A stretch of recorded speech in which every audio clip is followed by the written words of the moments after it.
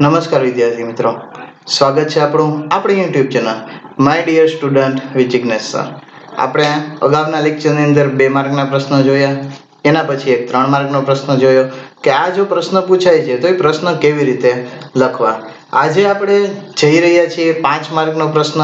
જો 5 માર્કનો પ્રશ્ન પૂછાય તો આપણે કેવી રીતે લખી શકીએ કે જેની અંદર આપણને પૂરેપૂરા માર્ક્સ મળી શકે. તો આપણે એના માટે પ્રશ્ન આજે લીધેલો છે કે ભારતના વિદેશ વેપારના સ્વરૂપમાં થયેલા ફેરફારો સવિસ્તર જણાવો. આમ તો આપણે જાણતા જોઈએ કે આટલી વસ્તુનો ફેરફાર થયો છે, પરંતુ તેને અર્થશાસ્ત્રની દ્રષ્ટિએ જો લખવામાં આવે તો આપણે પૂરા માર્ક્સ મેળવી શકીએ છીએ. માટે એ વસ્તુ આપણે અહીં ખાસ ધ્યાન રાખવાની જરૂર છે કે આપણે કેટલું લખવું અને કયા પ્રકારે લખવું. જો એ આપણને ખ્યાલ હશે તો આપણને બીજો કોઈ વાંધો આવશે નહીં. તો શરૂઆત કરીએ. જવાબ કેવી રીતે કેટલો લખાય છે.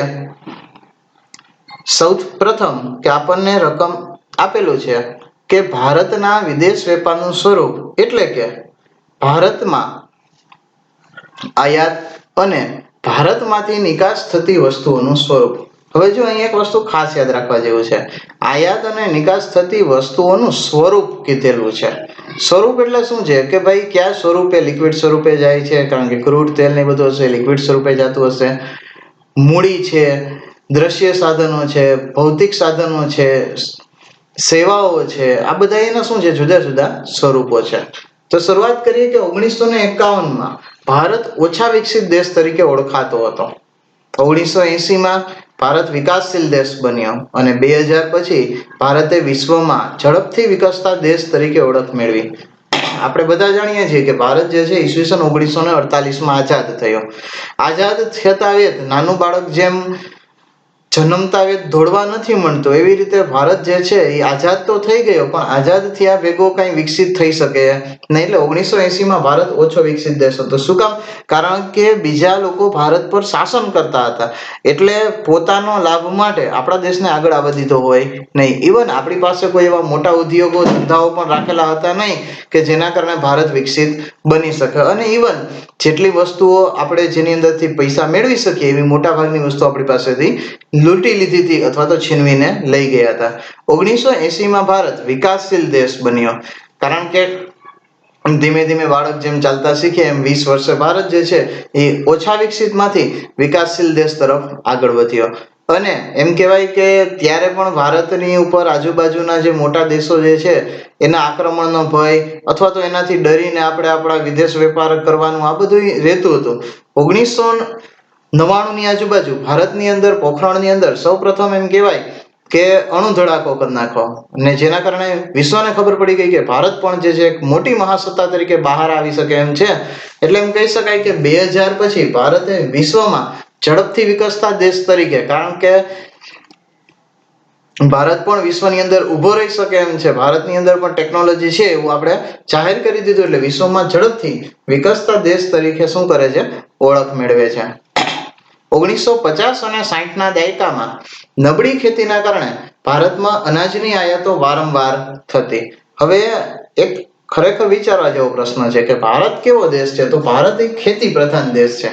ખેતી પ્રધાન દેશ હોવા છતાં પણ આપણે જે છે એ ખેતી કેવી હતી? ઓછી હતી. હવે ખેતી ઓછી શું કામ? અહીંયા એક શબ્દ વાપરેલો છે નબળી ખેતી. તો નબળી ખેતી એટલે શું છે કે આપણી પાસે જેટલી જમીન છે એ પ્રમાણે હેક્ટર દીઠ ઉત્પાદન જે થવું જોઈએ એના કરતા જે ઓછું ઉત્પાદન થાય ને ત્યારે શબ્દ વાપરવામાં આવે છે નબળી ખેતી. કે ભારતની અંદર કેવી ખેતી થતી હતી? નબળી ખેતી થતી હતી. નબળી ખેતી થઈ તો એ પ્રમાણે વસ્તી તો કન્ટિન્યુ વધતી હતી, તો વસ્તી વધતી હતી, ખેતી કેવી થતી હતી? નબળી થતી હતી. વસ્તી વધે, ખેતી નબળી થાય, માટે આપણે અનાજની જરૂરિયાતોને ભારત પૂરું કરી શકતું હતું નહીં. માટે વિદેશમાંથી વારંવાર આપણે શું છે, ખેતી પ્રધાન દેશ હોવા છતાં પણ અનાજની આયાતો કરવી પડતી હતી. તે ઉપરાંત યંત્રો, મૂડી, ટેકનોલોજી, નિષ્ણાતોની સલાહ, સ્પેર પાર્ટ વગેરેની વિકાસલક્ષી આયાતો મોટા પ્રમાણમાં થતી. હવે જે શબ્દ વાપરેલો છે વિકાસલક્ષી આયાતો, કારણ કે આ બધી જ વસ્તુ એવી છે કે આપણને એક સ્ટેપ આગળ લઈ જાય. સૌ પ્રથમ આવ્યું યંત્ર, કે જે જગ્યાએ 10 મજૂર કામ કરતા હોય અને જે એક્યુરસી ન આવતી હોય, એક સીએનસી મશીન બેસાડી દેવામાં આવે તો એના કરતાં સારી એક્યુરસીમાં ઓછી કિંમતે વસ્તુનું ઉત્પાદન થઈ શકાય. તો એ મશીન એટલે શું છે? યંત્ર છે. અને તમારે ખરેખર કોમર્સની દ્રષ્ટિએ એકાદ વાર મેટોડા છે, સાપર છે, એની મુલાકાત લ્યો તો તમને ખબર પડે કે યંત્ર કેવડા હોય એમ. અત્યારે તમારી માટે ફક્ત પરિકલ્પનાઓ છે, અથવા તો ઘરે બેઠા બેઠા પણ તમે નેટની અંદર સર્ચ મારી શકો છો જુદી જુદી કંપનીઓના. ફોર એક્ઝામ્પલ રિલાયન્સ ને એવી કંપનીઓ ઓનલાઈન તમને મળી જાય તો તમને ખબર પડે કે યંત્ર કેવડા હોય. મૂડી, તો મૂડી જે છે એ વિદેશની અંદરથી આવે તો આપણા બિઝનેસ ચાલે. મોટા ભાગે ધારો કે Tata iron and steel company છે, એ વિદેશથી મૂડી રોકાણના કારણે અથવા તો એના સપોર્ટના કારણે ઊભી થયેલી છે. તો આવી મોટી મોટી કંપનીઓ માટે મૂડીની જરૂર પડે. પછી ટેકનોલોજી, કારણ કે ભારત તો ટેકનોલોજીમાં હજી હમણાં એમ કહેવાય કે છેલ્લા 15-20 વર્ષની અંદર ખૂબ આગળ વધ્યો છે, પરંતુ ત્યાં સુધી ભારત પાસે ખાસ કોઈ ટેકનોલોજી હતી નહીં. ત્યાર પછી આવે છે નિષ્ણાતોની સલાહ, કે નિષ્ણાતોની સલાહ લે તો બિઝનેસ જે છે સારી રીતે વિકસાવી શકાય. સ્પેર પાર્ટ વગેરે વિકાસલક્ષી આયાતો, કારણ કે ભારતે પોતાના દેશની અંદર પણ વિકાસ કરવા માટે આ બધી વસ્તુની જરૂરિયાત પડે, માટે આ બધું મોટા પ્રમાણમાં આયાત થતું હતું.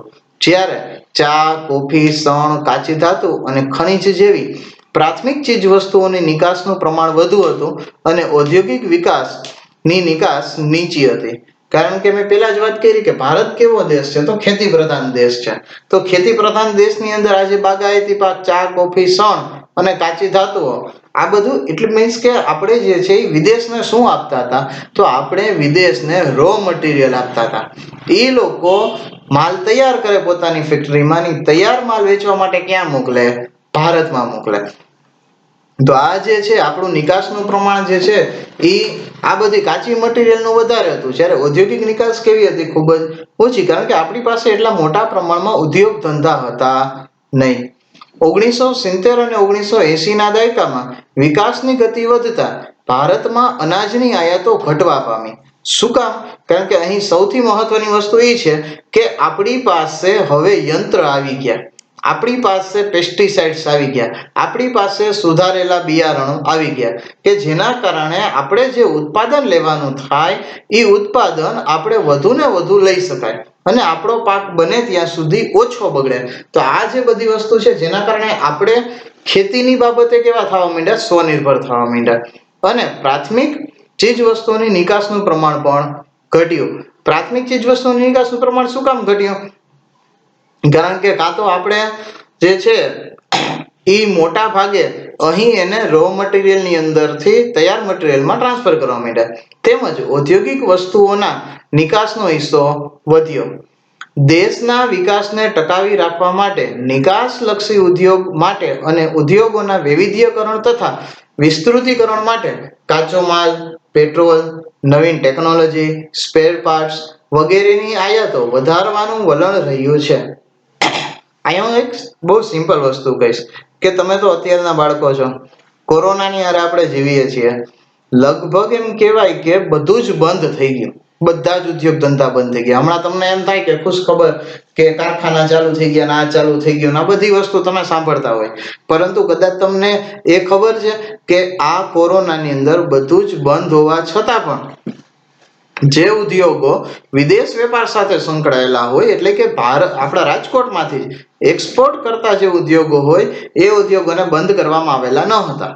એ ઉદ્યોગો ફક્ત પહેલા જ લોકડાઉન દ્વારા બંધ હતા, ત્યાર પછી કન્ટિન્યુ ચાલુ હતા. તો એ જે છે એ શું છે? નિકાસલક્ષી ઉદ્યોગો. ઉદ્યોગોના વૈવિધ્યકરણ. વૈવિધ્યકરણ એટલે એક સિમ્પલ વસ્તુ, આપણે તમે ટેકનોલોજીમાં જાણો છો કે પેલા ફ્લોપી ડિસ્ક આવતી, તેની અંદરથી નાના મેમરી કાર્ડ આવ્યા, મોટા આવ્યા, મોબાઈલ જે છે આ જે શું છે એનું વૈવિધ્યકરણ અને વિસ્તૃતીકરણ, એટલે કે જુદી જગ્યાએ ફેલાવવા માટે કાચો માલ, પેટ્રોલ, નવી ટેકનોલોજી, સ્પેર પાર્ટ્સ વગેરેની આયાતોનું વધારવાનું વલણ રહ્યું છે. કે આ બધી વસ્તુઓ જેમ આપણી પાસે વધારે આવશે એમ આપણે નવીન વસ્તુઓ બનાવવાનું શરૂ. 1991 પછી ભારતમાં આયાતો અને નિકાસનું સ્વરૂપ નોંધપાત્ર રીતે બદલાયું, કારણ કે હવે તો આપણે પાકોડિયા ભેરમાંથી હવે કેવા થઈ ગયા છીએ? ઊભા થઈ ગયા છીએ. અનાજ અને ખેતીલક્ષી આયાતો ખૂબ ઓછી થઈ. અને મૂડી આયાતોનું પ્રમાણ પણ ઘટ્યું. હવે જો સૌપ્રથમ તો આપણે ખેતીની દ્રષ્ટિએ કેવા બની ગયા? સ્વનિર્ભર બની ગયા. મૂડી આયાતોનું પ્રમાણ પણ શું છે? ઘટ્યું. કારણ કે આપણે હવે આપણા દેશમાં આવી ગયા પછી આપણે ખુદ બનાવવા માંડ્યા. જ્યારે ચા, કોફી, શણ વગેરે જેવી પરંપરાગતની નિકાસો પણ ઘટી અને ઔદ્યોગિક તેમજ બિનપરંપરાગત નિકાસોનું પ્રમાણ વધ્યું. એટલે આપણે જે ચા, કોફી, શણ બધું ડાયરેક્ટ બહાર મોકલી દેતા હતા, એની જગ્યાએ આપણે ખુદ જ પ્રોડક્શન કરવાનું ચાલુ કરી દીધું. એના કારણે એની નિકાસો શું કરી? ઘટી. હા, પ્રોડક્શન થયેલો માલની નિકાસની અંદર ઘટાડો આવેલો નથી, કારણ કે વિશ્વની અંદર ભારત બીજા નંબર ઉપર આની નિકાસ એટલે કે ચા, કોફીની નિકાસની અંદર આવે છે. ઔદ્યોગિક તેમજ બિનપરંપરાગત નિકાસનું પ્રમાણ પણ શું વધ્યું? 1961 પછી 2014-15 માં ખાદ્ય વસ્તુ અને અનાજની આયાતની કુલ આયાતમાંથી હિસ્સો ઘટીને 3.6% થયો. આમ ભારતે અનાજ અને અન્ય ખાદ્ય વસ્તુઓમાં સ્વનિર્ભરતા પ્રાપ્ત કરી છે. તો આ બધી વસ્તુઓ જે છે એ આપણે ધીમે ધીમે શીખવા માંડ્યા. હું તમને એક સિમ્પલ વસ્તુ કહું કે અત્યારે લગભગ લોકડાઉનની અંદર સૌથી મોટો મુદ્દો હોય તો ઘરે બહેનો જુદી જુદી વાનગીઓ ટ્રાય કરે છે. આપણને વિશ્વ બજાર એટલે કે યુટ્યુબ મળી ગયું.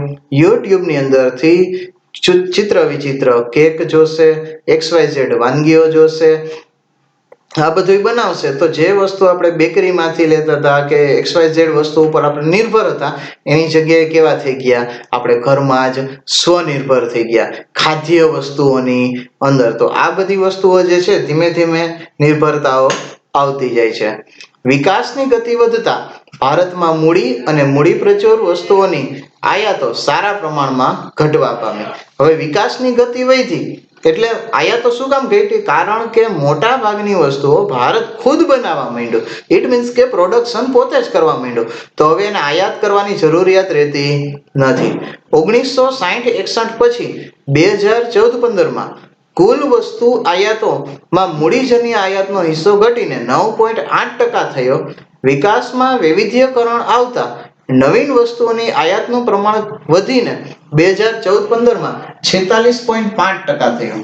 હવે જો અહીંયા મૂડી અને મૂડી પ્રચુર એટલે ખૂબ મોટા ઉદ્યોગો જે છે એનો આયાતનો હિસ્સો જે છે એ પ્રમાણમાં ઘટે છે. જ્યારે ભારતની અંદર આયાત કઈ વસ્તુની થાય છે? તો નવીન વસ્તુઓ કે જે આપણી પાસે નથી અથવા તો આપણે હજી શોધવાની બાકી છે, અથવા તો આપણે જે છે ઊંચી કોસ્ટે ઉત્પન્ન કરીએ છીએ અને બહારના લોકો નીચી કોસ્ટે ઉત્પન્ન કરે છે, એવી વસ્તુનું આયાતનું પ્રમાણ શું થયું? ખૂબ જ વધવા પામ્યું છે. વિકાસ વધવાની સાથે નિકાસોનું સ્વરૂપ પણ બદલાયું. 1960-61 પછી પ્રાથમિક ક્ષેત્રનો વસ્તુ નિકાસમાં ફાળો 2014-15 માં ઘટીને 12.3% જેટલો થઈ ગયો. હવે એમ થાય કે આની અંદર વિકાસ શું થયો? તો જો પ્રાથમિક ક્ષેત્રનો નિકાસનો ફાળો ઘટે ને, એના મિનિંગ શું સમજવાનો?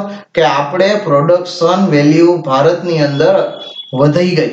કારણ કે જે વસ્તુ કાચો માલ મોકલતા હતા અને પાકો માલ લઈ આવતા હતા, એની જગ્યાએ કાચા માલમાંથી જ પાકો માલ કરી આપણને પર વાપરવા મળશે અને આપણે જે છે વિદેશની અંદર પણ મોકલી શકશું. જેમાં ચા, કોફીની નિકાસનો હિસ્સો ઘટીને 0.2%, લસણની નિકાસનો હિસ્સો 21% થી ઘટીને 0.2%, ચામડાની નિકાસ ઘટીને 1.4%. હા, ચામડાની નિકાસ માટે બીજું કારણ પણ જવાબદાર છે કે મોટા ભાગે લોકો શું કરતા? તો શિકાર કરતા અને પ્રાણીઓની ચામડી જે છે એનો ચામડાનું વસ્તુઓ બનાવતા. તો એની અંદર ભારતની અંદર હવે શિકાર કરવા પર પ્રતિબંધ આવી ગયો છે, તો એ તો ઓટોમેટિક ઘટવાનું છે. કાપડની નિકાસ ઘટીને 2% થઈ ગઈ, જ્યારે તૈયાર કપડાની નિકાસ વધીને 5.4% થઈ ગઈ. જો ખ્યાલ આવી ગયો ને કે ભાઈ કાપડ પેલા મોકલતા એને ઘટાડી દીધું ને તૈયાર કાપડ મોકલવાનું ચાલુ કરી દીધું. આમ બધી ઉત્પાદિત વસ્તુનો ફાળો કુલ વસ્તુના નિકાસમાં 2014-15 માં વધીને 66.60% થઈ ગયો. તો અહીંયા આપણે જોઈ શકીએ છીએ કે પેલા આપણે શું કરતા હતા? કાચો માલ મોકલતા હતા ને કાચો માલ મોકલતા હતા એની જગ્યાએ હવે શું કરવા માંડ્યા આપણે? તો આપણે ઉત્પાદિત થયેલો તૈયાર માલ મોકલીએ છીએ. 1960-61 માં કુલ વસ્તીની વિકાસમાં ફાળો 1.1% હતો, જે 2014-15 માં વધીને 18.5% થઈ ગયો. ટૂંકમાં ભારત જે છે એ વિદેશ વેપારની અંદર પણ ધીમે ધીમે હરણફાળ ભરી રહ્યો છે. અને અત્યારે તો એક સૌથી મોટી વસ્તુ ચર્ચામાં કદાચ આપણી સામે છે કે જ્યારે COVID-19 માટે ચાઇનાને આપણે જવાબદાર ઠેરાવીએ છીએ, ત્યારે માર્કેટમાં ઉડતી વાતો એવી આવે છે કે મોટા ભાગની કંપનીઓ જે છે એ હવે શું કરશે, તો ચાઇનાની અંદરથી પોતાનો જે બેઝ છે એ કાઢી લેશે અને એને ભારત જે વિશ્વ વેપાર માટેનું એક બજાર કહેવાય છે, ત્યાં આવીને શું કરશે, રોકાણ કરશે અથવા તો ભારતની અંદર રોજગારીનું સર્જન થશે. તો આ જે વસ્તુઓ જે છે કે વિદેશ વેપાર માટે કદાચ ભારતને આગળ આવવા માટે આ કોરોના પણ જવાબદાર બની શકે. ટૂંકમાં ભારતના વિદેશ વેપારના સ્વરૂપમાં નોંધપાત્ર બદલાવ જોવા મળે છે કે જે દેશ પેલા ગાયું ચરાવતો કહેવામાં આવે છે, આજે એને મિલ્ક પ્રોડક્ટ વેચતો દેશ પણ કહેવામાં આવે છે. જે દેશ ખાણ ખોદવાની વાત કરતા હતા એ જ દેશ આજે બીજા દેશોના ઉપગ્રહોને અવકાશમાં લોન્ચ કરવા માટેની ટેકનોલોજી દર્શાવતો તૈયાર થઈ ગયો છે. તો આશા રાખીશ કે આજનો ટોપિક આપને સમજાઈ ગયો હશે અને એકવાર આખો પ્રશ્ન પાકો કરી અને પોઈન્ટ વાઇઝ લખી નાખશો તો આપને પણ ખબર પડે કે આપણે 5 માર્કની અંદર જો પૂછાય તો કયા સ્વરૂપે અને કેટલું લખો કે જેના કારણે માર્ક્સ પૂરા મેળવી શકાય.